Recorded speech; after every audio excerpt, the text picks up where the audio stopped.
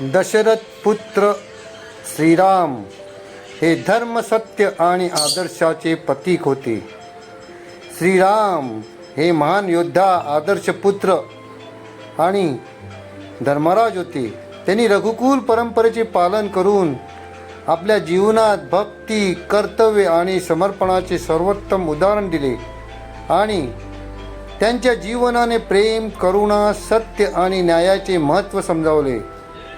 रावण व कित्येक राक्षसांचा संहार करून त्यांनी धर्माचे रक्षण केले आणि जगाला योग्य मार्ग दाखवला. आज श्रीरामनवमीच्या या मंगल दिवशी श्रीरामांच्या कर्तृत्वाचा आणि त्यांच्या भक्ती मार्गाचा अनुसरण करून जेणेकरून तुमचे मन संकल्प आणि प्रेरणेने भरलेले राहील.